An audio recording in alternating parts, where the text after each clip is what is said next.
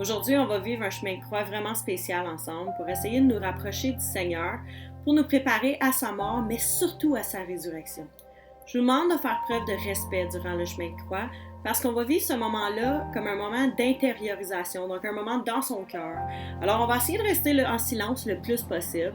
Prie avec nous, écoute bien ce qu'on a à dire. Pour bien nous préparer, on va allumer un cierge, signe de la présence de Dieu avec nous.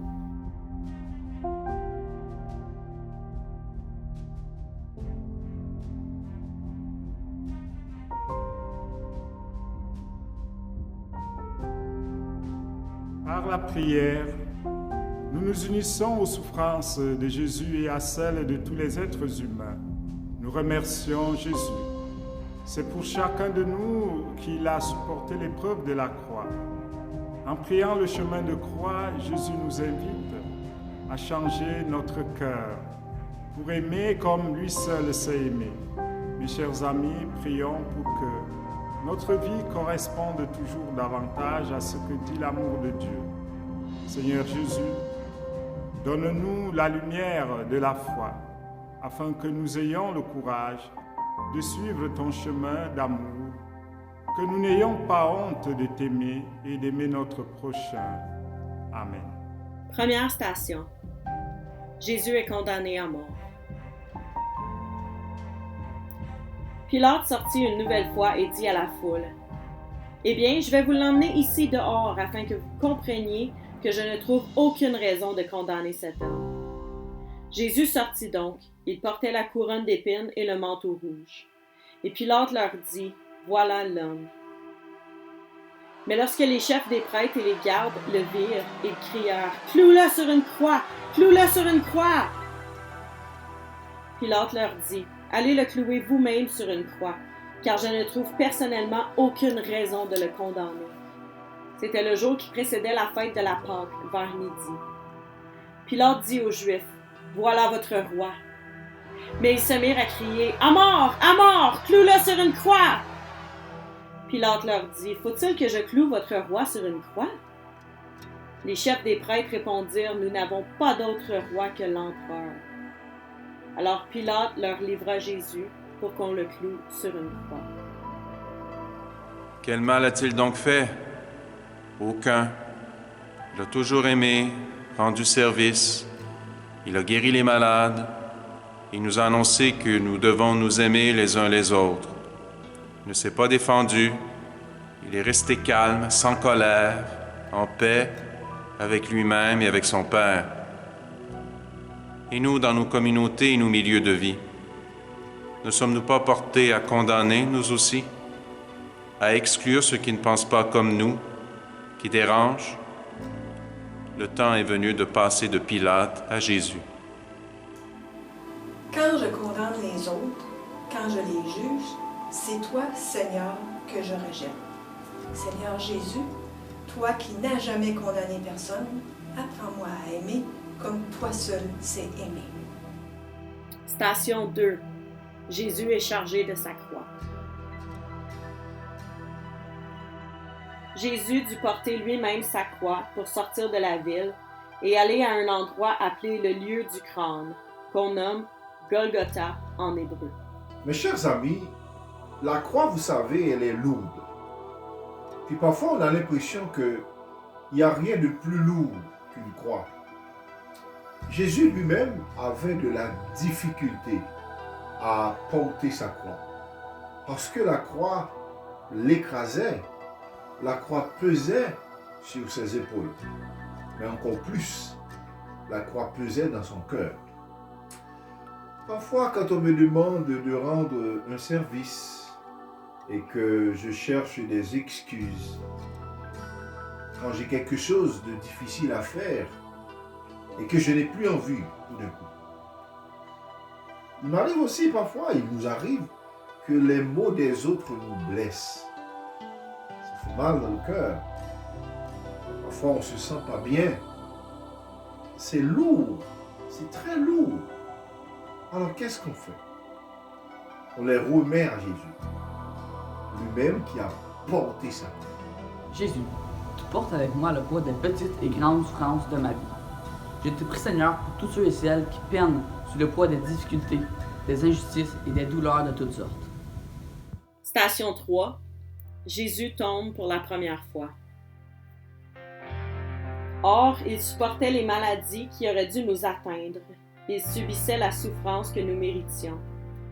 Mais nous pensions que c'était Dieu qui le punissait ainsi, qui le frappait et l'humiliait. Pourtant, il n'était blessé que du fait de nos crimes. Il n'était accablé que par l'effet de nos propres torts. Il a subi notre punition et nous sommes acquittés. Il a reçu les coups et nous sommes épargnés. Il s'est laissé maltraiter sans protester, sans rien dire, comme un agneau qu'on mène à l'abattoir, comme une brebis devant ceux qui l'attendent. Jésus n'en peut plus. La croix est lourde, le chemin est difficile. Il est fatigué d'avoir été maltraité pendant des heures. Il a du mal à tenir debout, mais il se relève et repart par amour pour nous. Quand je suis découragée, quand tout est difficile, Jésus, donne-moi ta force. Aide-moi à me relever. Station 4. Jésus rencontre sa mère.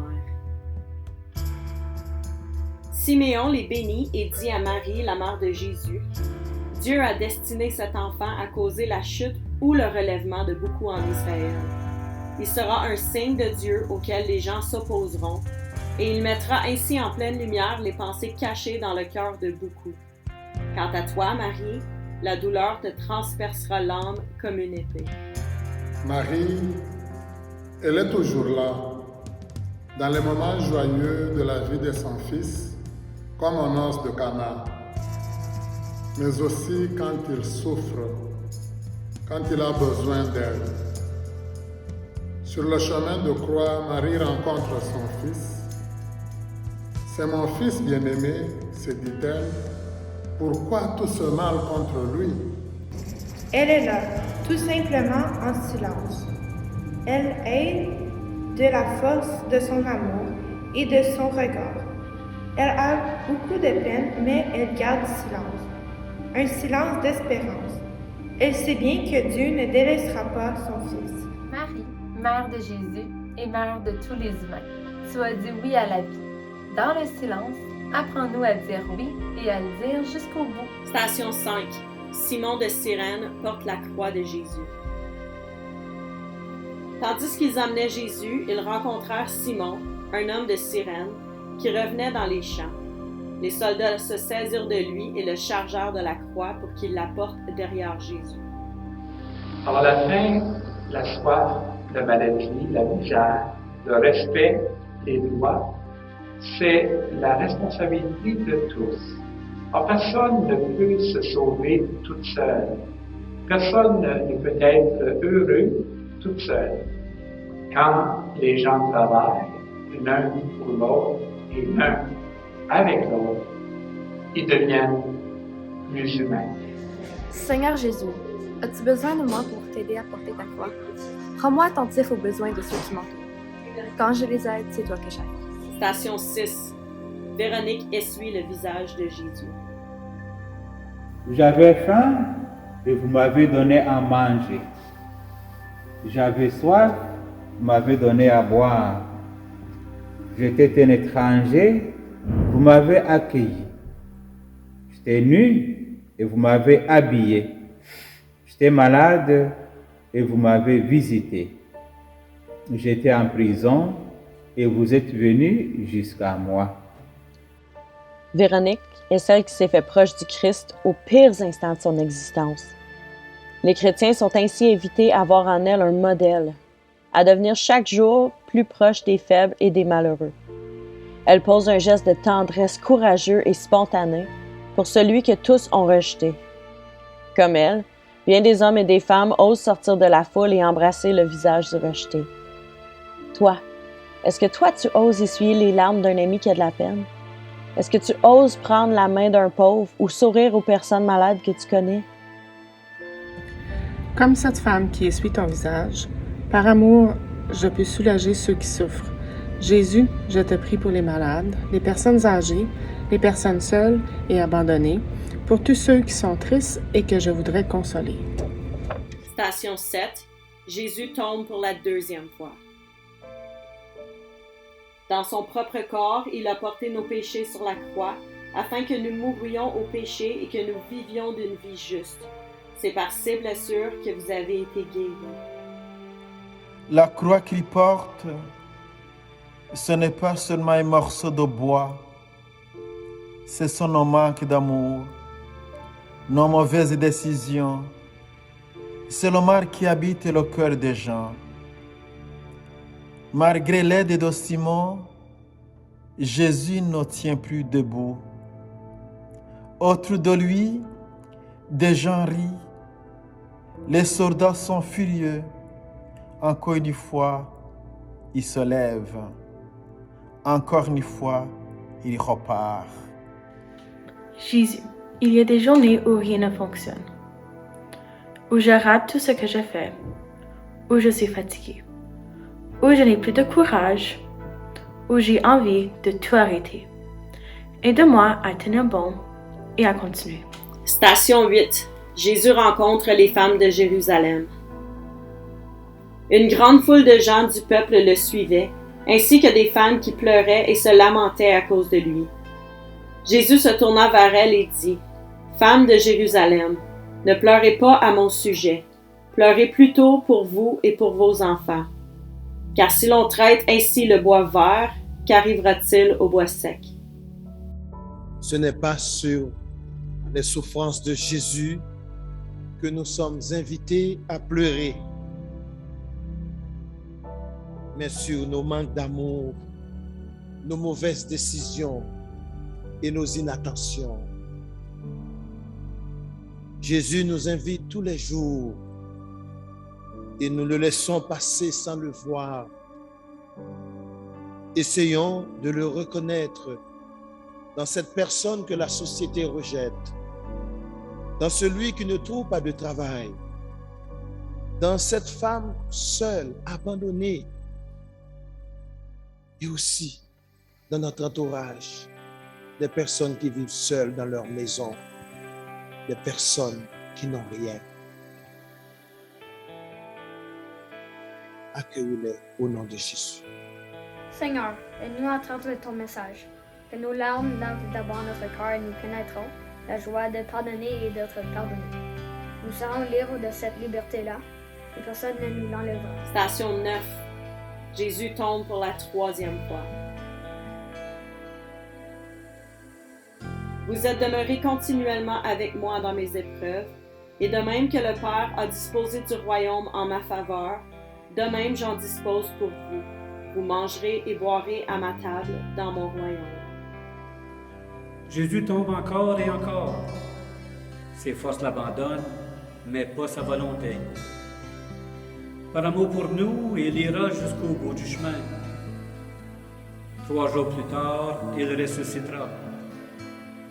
La troisième chute, c'est comme la dernière du chemin qu'il a à parcourir. La fin est là tout près. Ce n'est pas le moment de lâcher, ni d'abandonner le combat. Le but est proche.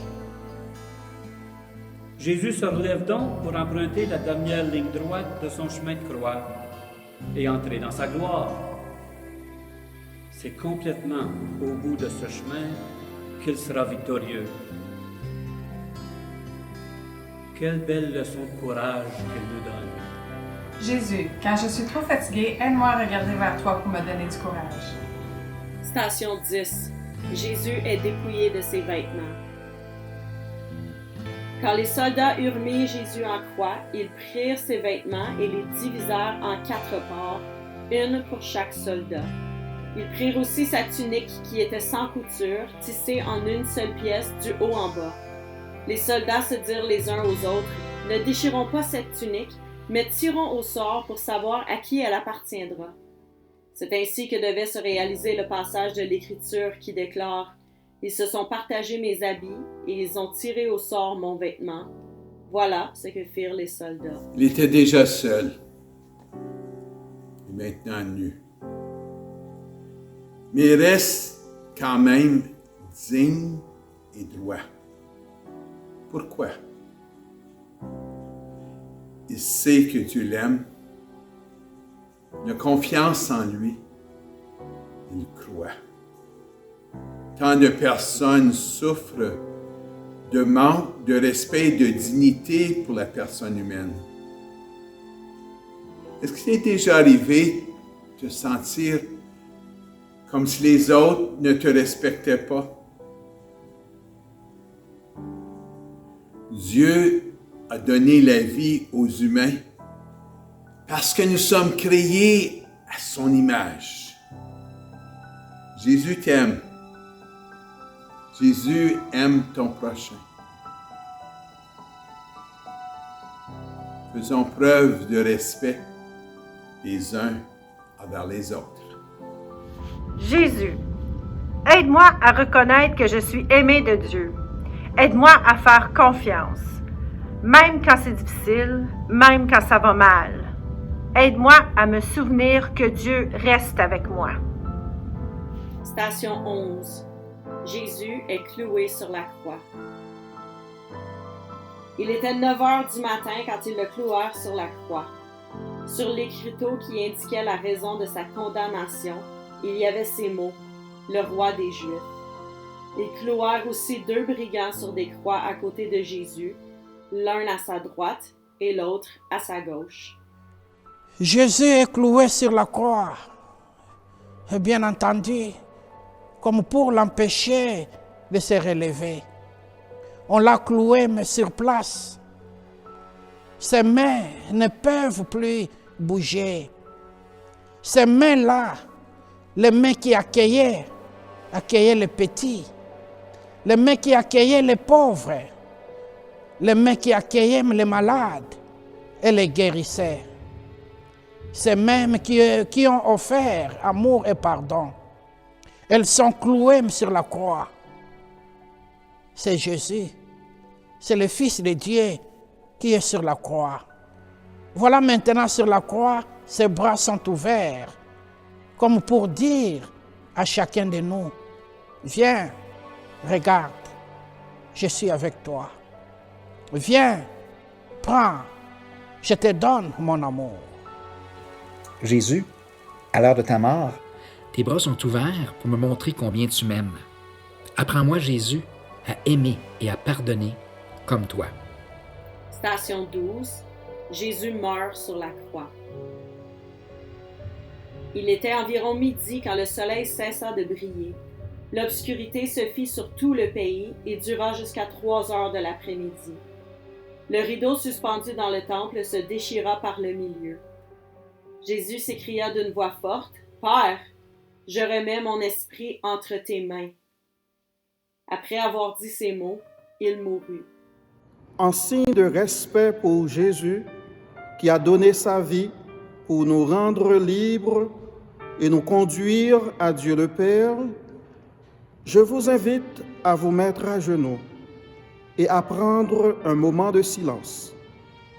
Je vous invite également à faire une prière dans votre cœur pour dire merci à Jésus du cadeau de sa vie.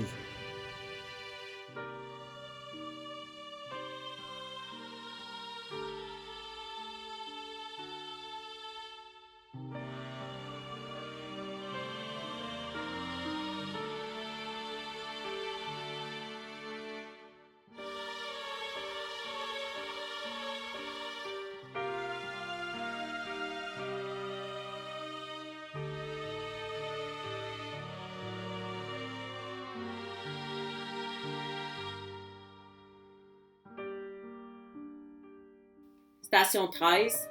Jésus est descendu de la croix. Un des soldats lui perça le côté avec sa lance, et du sang et de l'eau en sortirent aussitôt.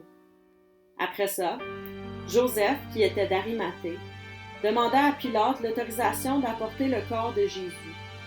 Joseph était un disciple de Jésus, mais en secret, parce qu'il avait peur des autorités juives. Et Pilate le lui permit.